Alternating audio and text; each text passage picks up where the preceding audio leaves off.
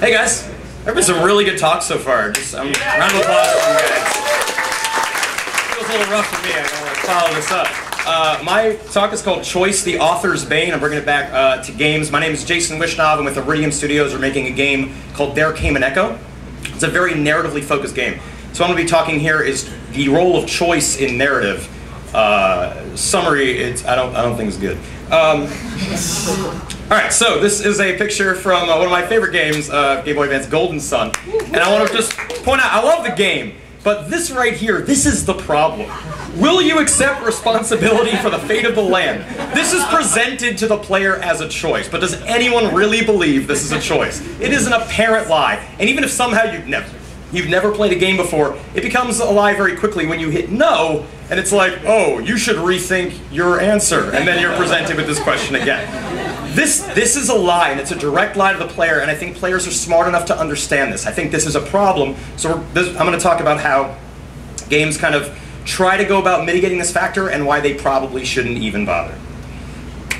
Alright, so this is a big bullet point for a lot of modern games, though KOTOR is, I guess, a little older.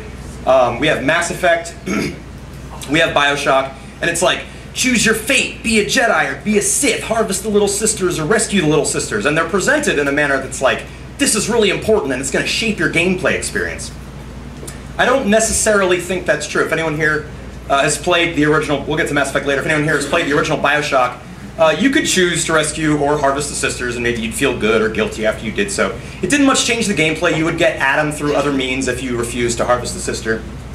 And there were two endings there. You could get a good ending, or with some little sisters hanging out with you, like you're their buddy, or you can get a bad one.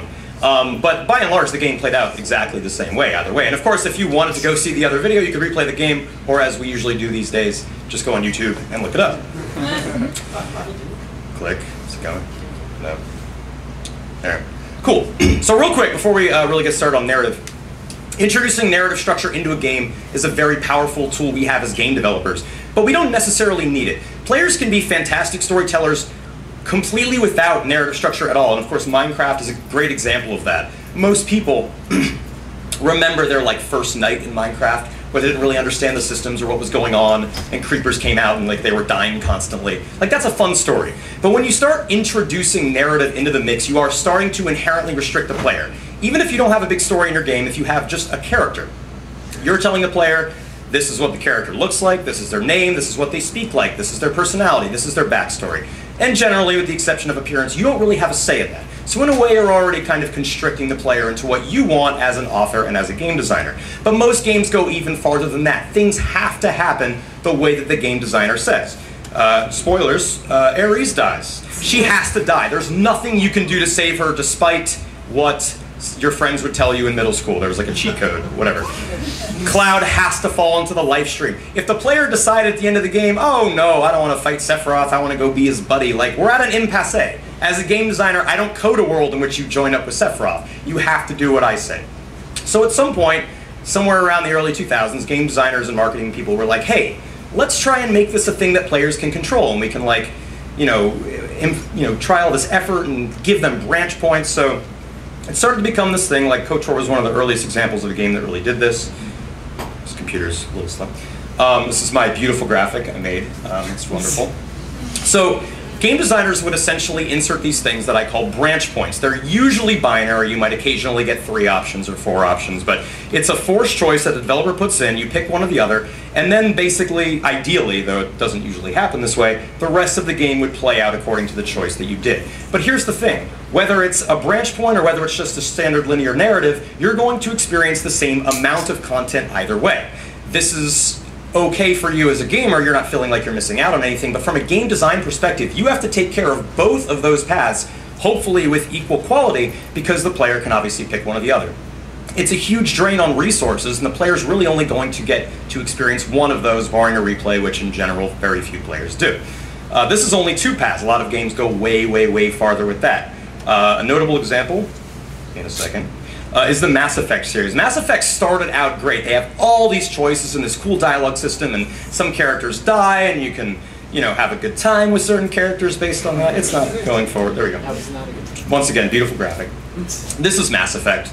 There are much more branches than that, obviously, and it was cool, like you could transfer your save from Mass Effect 1 to 2, and then from 2 to 3, but the problem with that is even though they were disguised really, really, really well, they weren't really any different from that Golden Sun slide I had up in the beginning, because there was one ending to Mass Effect 3, well, they patched it, so maybe 2, but there's a single thing that all of your choices that you felt mattered and that you felt were a big deal are condensed down into a single point in the end. And the ending wasn't horrible, I didn't think it was bad, but I felt like nothing I did mattered, and that, to me, retroactively hurt the series as a whole. Another approach, Deus Ex Human Revolution, another great game, I love it, is that the game generally followed a very linear path in terms of narrative, and then at the end, you're like, you can hit one of these buttons, and that's your ending. And the problem with that, once again, we can always just look up on YouTube what the other endings were, but are those cutscenes, are those endings really consistent with who Adam Jensen was as a character throughout the game? Because he acted one way the entire time, and this last decision, this extremely important thing, now no longer matches up with who he was as a person. So there's a lot of problems. So what can we do about this? How should we handle choice in games in general? It's loading. Well, in general, we want to express choice in gameplay. I understand player agency is what makes games games. These aren't movies, but we should do that through skill trees and character advancement and world exploration, all these great things, not necessarily in narrative. I think this is Diablo 3. Is this Diablo 3? I just grabbed an image from the internet from skill trees. Now we're coming to the part of every PowerPoint that everyone loves, a bullet point list. What else can we do about it? Click. There's a couple things we can do that doesn't necessarily offer the gamer a true choice, something that we would have to create an immense amount of content for, but we can still go ahead and essentially give them an illusion. I think I hit play here to make the bullet point list go. Yes, side content, this is of course not required, but you can flesh out character motivations through it. You can give access to new areas. This is a really effective technique. You can give the player access to things that are normally restricted from them in a traditional narrative that doesn't necessarily affect the series of plot events that happen. Character appearance and gender is a really big thing. People love character creators. I hit play twice, my bad.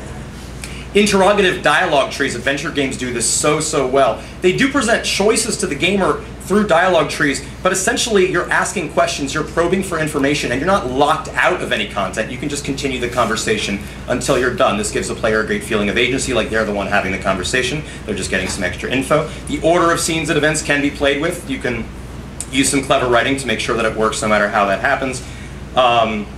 Visual geometry and tricks, Valve does this very well, Mirror's Edge does this very well. They use visual cues to essentially guide the player to certain places, not forcing them, letting them kind of believe that they're going where they want, but in fact, that's where they wanted you to go in the first place. If you tried to break from that, it would kind of be a dead end. Finally, doing everything that Virtue's Last Reward did, just kind of pimping that game. If you haven't played Virtue's Last Reward, get on it. That's really a fantastic example of how to essentially offer choice to the player, but really make sure that they experience every bit of it the whole way. That is my talk. That's it. Thanks for listening, guys.